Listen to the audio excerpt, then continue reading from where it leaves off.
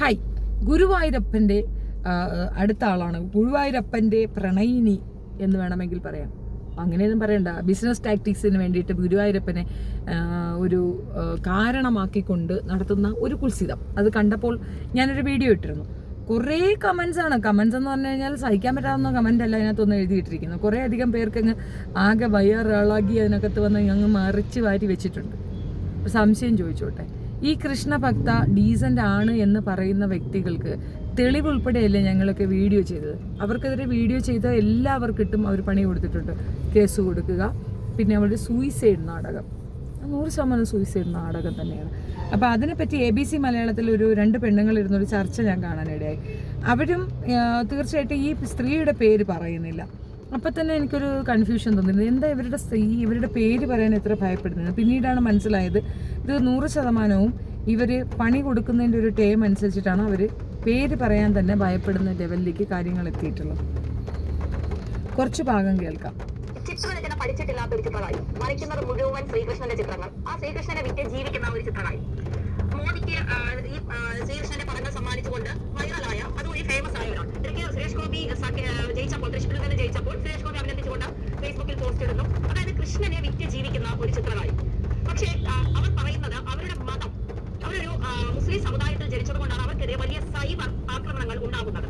അവർ ചെറുപ്പത്തിലെ വരച്ചു തുടങ്ങിയത് ശ്രീകൃഷ്ണനെയാണ്, അവർക്ക് ഇഷ്ടവും അതാണ്. പക്ഷെ അവർക്കെതിരെ സൈബർ ആക്രമണങ്ങൾ നടക്കുന്നത് അവരുടെ മതം കൂടി കണക്കിലെടുത്തുകൊണ്ടാണ് എന്നുള്ളതാണ്. ഇപ്പം മുതിർന്ന മാധ്യമ പ്രവർത്തകയായ ശ്രീലാപിള്ള കുറച്ച് ദിവസങ്ങൾക്ക് മുമ്പ് ഇതുമായി ബന്ധപ്പെട്ട ഒരു ഫേസ്ബുക്ക് ലൈവ് ഇട്ടിരുന്നു, കൃത്യമായ കാര്യങ്ങൾ പറഞ്ഞുകൊണ്ട്. അവരുടെ സമൂഹത്തിലെ ആൾക്കാർ, അതുപോലെ തന്നെ ചില സോഷ്യൽ മീഡിയ ഹാൻഡിലുകൾ, ആ ഹാൻഡിലുകൾക്കൊക്കെ മറ്റു തരത്തിലുള്ള ബന്ധങ്ങളുണ്ടെന്ന് ആരോപണം വരുന്ന ചില യൂട്യൂബുകളൊക്കെ, അത്തരത്തിലുള്ള യൂട്യൂബുകൾ ഇവരെ പരസ്യമായി സപ്പോർട്ട് ചെയ്തുകൊണ്ട് രംഗത്ത് വയ്ക്കും. ഇന്നലെ തന്നെ കഴിഞ്ഞ ദിവസം ഞാൻ ആ ഫേസ്ബുക്ക് പോസ്റ്റ് ഇട്ട ശേഷം എന്റെ ഇൻബോക്സിലേക്ക് വന്ന പലരും ഡിവൈഎഫ്ഐ ബന്ധമുള്ളവരും ഡിവൈഎഫ്ഐയുടെ അവിടുത്തെ ലോക്കൽ നേതാവും ഒരാൾ, അയാൾ ഇവരുടെ വിഭാഗത്തിൽ തന്നെ വിടുന്ന അതേ വിഭാഗത്തിൽപ്പെടുന്ന ഒരാൾ, അയാൾ വന്ന് ഘോരം ഇവർക്ക് വേണ്ടി ബാധിക്കുകയാണ്. ചെറുപ്പത്തിൽ കേസ് കൊടുത്തു എന്നല്ലേ ഉള്ളൂ, അതിനെന്താണ് കുഴപ്പം എന്നൊക്കെയാണ് അവർ ബാധിക്കുന്നത്. ഏതായാലും അതിൽ നിന്നൊക്കെ നമുക്ക് മനസ്സിലാക്കാൻ സാധിക്കും സാധാരണ ഇത്തരം പ്രശ്നം ഉണ്ടാകുമ്പോൾ ഈ സമൂഹം ഇവരെ നമുക്കറിയാം പുരോഗമനവാദികളായ വ്യക്തികളെ പോലും പലതരത്തിലുള്ള അവർ പറയുന്നത് ശരിയാണെങ്കിൽ പോലും അങ്ങനെ പല ഘട്ടങ്ങളിലും അവരെ ആക്രമിക്കുന്ന സമൂഹമായാണ് നമ്മൾ ഇവരെ കാണുന്നത്. പക്ഷേ ഈ ഒരു കാര്യം മാത്രം, ഈ കൃഷ്ണഭക്ത എന്ന് അവകാശപ്പെടുന്ന ഇവർ കൃഷ്ണഭക്തയാണെന്ന് പറഞ്ഞിട്ടും ഗുരുവായൂരിൽ വന്നിട്ടും വിവിധ ക്ഷേത്രങ്ങളിൽ പോയി ആടിപ്പാടിയിട്ടും നരേന്ദ്രമോദിക്ക് പണം കൊടുക്കാൻ എത്തിയപ്പോഴും സുരേഷ് ഗോപിക്ക് വേണ്ടി ഇലക്ഷനിൽ കുറേ ദിവസം എനിക്ക് മനസ്സിലാക്കാൻ സാധിക്കും തൃശ്ശൂരിൽ ക്യാമ്പയിനുകൾ നടത്തിയതാണ്. അങ്ങനെയൊക്കെ ഉള്ളിടത്ത് എങ്ങനെയാണ് ഇത്രയും വലിയ ഇടതുപക്ഷ സഹയാത്രികരായ ചില ആൾക്കാർ, അതായത് സുനിയാട്ടിനെ തോൽപ്പിക്കാൻ വേണ്ടി രംഗത്ത് വന്ന ഇവരെ എങ്ങനെയാണ് ഈ ഇടതുപക്ഷ ഹാൻഡിലുകൾ, ഇടതുപക്ഷ യൂട്യൂബേഴ്സ് ഒക്കെ അവരെ സപ്പോർട്ട് ചെയ്യുന്നത് എനിക്ക് മനസ്സിലാവും. അതിൽ തന്നെ എന്തോ ഒരു കളപ്പുള്ളി ഉണ്ടാക്കുന്നത് ഞാൻ സംശയിക്കാനിടയായ സാഹചര്യം അതാണ്. കാരണം എന്തുകൊണ്ടാണ് ഇവർ ഈ കൃത്യം മാത്രമല്ല ഇത് ആരെ ഉദ്ദേശിച്ച് പറയണമെന്ന് പറഞ്ഞാൽ ഡിവൈഎഫ്ഐക്കാർക്ക് ഈ പെൺകുട്ടിക്ക് സപ്പോർട്ട് കൊടുത്തു എന്നുള്ളതാണ് ഇവരുടെ പരാതി. വാസ്തവത്തിൽ ഈ പറയുന്ന പെൺകുട്ടിയോട് എനിക്ക് തീർത്തും യോജിപ്പില്ല കേട്ടോ. അവർ ചെയ്ത ഒരു കാര്യം അവരുടെ സമൂഹത്തിനെ തന്നെ ഇകഴ്ത്തിക്കൊണ്ട് അവരുടെ സമൂഹത്തിലുള്ളവരെ അധിക്ഷേപിച്ചുകൊണ്ട് ചെയ്യുന്ന ഒരു പ്രവൃത്തി. ഇത് നോർമലി മിക്കവാറും മുസ്ലിം പെൺകുട്ടികൾ സ്ഥിരമായി കാണിക്കുന്ന ഒരു പേക്കൂത്താണ്. ശരിയാണ്, ഒരുപാട് മതവിഭാഗങ്ങളിൽ, മിക്കവാറും മതവിഭാഗങ്ങളിലൊക്കെ സ്ത്രീകൾക്ക് പരിഗണന കുറവാണ്. അങ്ങനെ പ്രത്യേകിച്ച് പരിഗണന കൊടുക്കുന്ന അല്ലെങ്കിൽ അവർക്ക് വേണ്ടിയിട്ടുള്ള അവരുടെ ഒരു ഫ്രീഡം, അവരുടെ അവകാശമായ ഫ്രീഡം അനുവദിച്ചു കൊടുക്കുന്ന വളരെ ചുരുക്കം പേർ മാത്രമാണ് എക്സിസ്റ്റ് ചെയ്യുന്നത്. ഈ ഇസ്ലാം മതത്തിൽ കുറച്ച് കൂടുതലായിട്ട് തന്നെ പെൺകുട്ടികളെ അടിച്ചമർത്തുന്ന ഒരു രീതിയുണ്ട്. അതിനെതിരെ സംസാരിക്കാൻ അതിലുള്ള പെൺകുട്ടികൾ തന്നെ മുന്നോട്ട് വരികയും അവർ ആത്മാർത്ഥമായി അതിനുവേണ്ടി പ്രവർത്തിക്കുകയും ചെയ്യുന്നുണ്ട്. പക്ഷെ ചിലരുണ്ട് ഇടയ്ക്ക് അവരുടെ സ്വാതന്ത്ര്യക്കുറവ് എന്നവർ അവകാശപ്പെടുന്ന അഴിഞ്ഞാട്ടങ്ങൾക്ക് വേണ്ടിയിട്ട് ഈ മതത്തിനെ അവഹേളിക്കാൻ വേണ്ടി പുറത്തേക്ക് വരുന്നത്. അതായത് ചില വ്യക്തിത്വങ്ങൾ, ഞാൻ പേരൊന്നും എടുത്ത് പറയുന്നില്ല, തുണി അഴിച്ചുകൊണ്ട് പുറത്തേക്ക് വരും. ഒന്നാമത് അതിനകത്ത് നിഷ്ഠകളെന്ന് പറഞ്ഞാൽ തീവ്രമായി സ്ത്രീകളുടെ വസ്ത്രങ്ങളിലേക്ക് ഉറ്റുനോക്കുന്ന ഒരു വിഭാഗമാണ് ഇസ്ലാം മതം. അതിലുള്ള പെണ്ണുങ്ങൾ പുറത്തോട്ടൊന്ന് ആദ്യം വലിച്ചൂരി കളയുന്ന ഡ്രസ്സാണ്. അതാണ് ഫ്രീഡം ഒന്ന് തെറ്റിദ്ധരിക്കപ്പെട്ട് അല്ലെങ്കിൽ തെറ്റിദ്ധരിപ്പിക്കപ്പെടുന്ന ഒരു രീതിയുണ്ട്. ഇസ്ലാം മത വിഭാഗത്തിലെ പെൺകുട്ടികളെ പുറത്തേക്ക് കിട്ടിക്കഴിഞ്ഞാൽ ഒരു പ്രത്യേക സന്തോഷമാണ് സംഘികൾക്ക്. RSS തൂക്കി തലയിൽ വെച്ചുകൊണ്ട് നടക്കുന്നത് കാണാം. എല്ലാ സംരക്ഷണവും പ്രൊട്ടക്ഷനും ഉറപ്പുവരുത്തും. ഏതുവരെയെന്നറിയാമോ?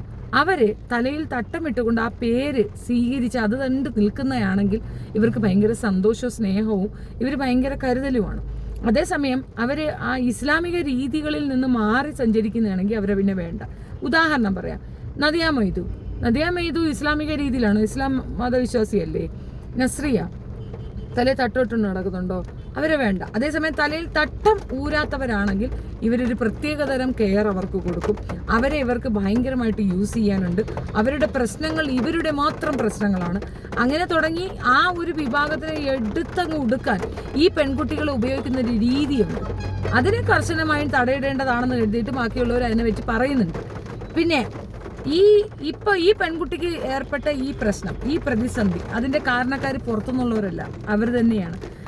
അവർ കള്ളിയാണ് എന്ന് വ്യക്തമാകുന്ന രീതിയിലുള്ള എവിഡൻസ് വെച്ചാണ് പലരും അവർക്കെതിരെ പറഞ്ഞിട്ടുള്ളത്. പക്ഷേ അത് പറയുമ്പോഴും ഓർത്തോണം, അവരെ ഈ ലെവലിലേക്ക് കൊണ്ടെത്തിച്ചത് ഇതൊരു ബിസിനസ് സാധ്യതയുള്ള ഒരു കഴിയാണെന്ന് കാണിച്ചു കൊടുത്ത സംഘികളാണ്. ഇപ്പം നിന്നുകൊണ്ട് സംഘി അതിൽ നിന്ന് പിൻവാങ്ങുന്ന എന്തുകൊണ്ടാണ്? മറ്റുള്ളവരെക്കാൾ കിട്ടുന്ന ഒരു പ്രിയോറിറ്റി ഈ പെൺകുട്ടിക്ക് കിട്ടുന്നതിലുള്ള ചൊറിച്ചിലാണ്. അതിനേക്കാൾ ഉപരി പലരും എടുത്തു പറയുന്ന ഒരു കാര്യം, ഹണി ട്രാപ്പുകാരിയെ ഒരുത്തിയെ നമ്മൾ സംരക്ഷിച്ചാൽ നാളെ നമുക്കും ഹണി ട്രാപ്പ് വരുമോ എന്നുള്ളൊരു ഭയമാണ് ഇവരെ കൂടുതൽ അതിനകത്ത് ഇത് ചെയ്യുന്നത് ഞാൻ മനസ്സിലാക്കുന്നത്. എന്ത് തന്നെയായാലും ഒരു പെൺകുട്ടി തനിച്ച് നിൽക്കുമ്പോൾ അതിനെ സപ്പോർട്ട് ചെയ്യാൻ പറ്റുമെങ്കിൽ സപ്പോർട്ട് ചെയ്യുക, ഇകഴ്ത്താതിരിക്കാൻ ശ്രമിക്കുക എന്നുള്ളതാണ് ഇവർ ചെയ്യേണ്ടത്. ഇതൊരു നല്ല തുടക്കമാണ്, ഇത് നല്ലൊരു എക്സ്പീരിയൻസ് ആണ്.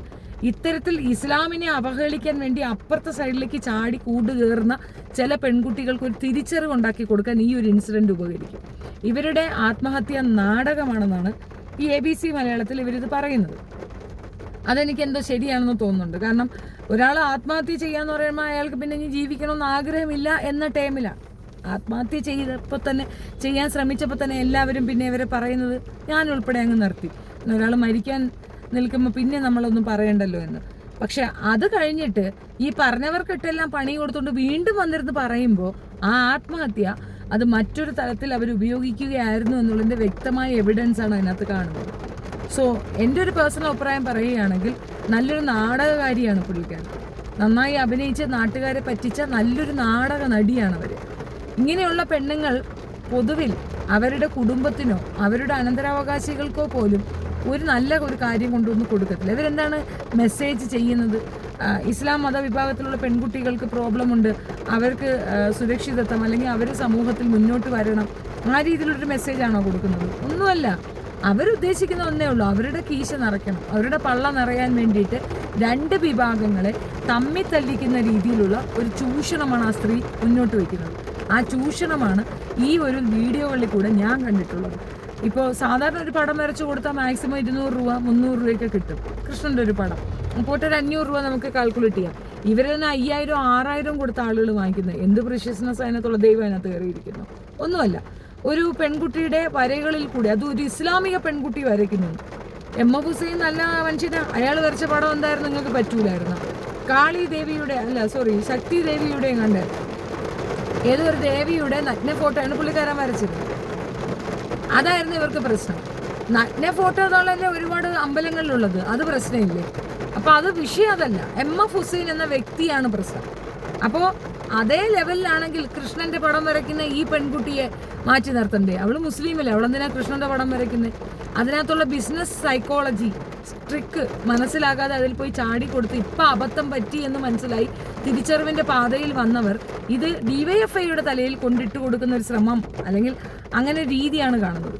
ന്യൂനപക്ഷങ്ങളെ സംരക്ഷിക്കുന്നു എന്ന് അഭിനയിച്ചുകൊണ്ട് ഈ DYFIക്കാർ കാണിക്കുന്ന കുറേയധികം പൊറോട്ട് നാടകങ്ങൾ ഞാൻ നിങ്ങളുടെ മുമ്പിൽ പറഞ്ഞാണ്, റിപ്പീറ്റ് ചെയ്യാൻ ആഗ്രഹിക്കുന്നില്ല.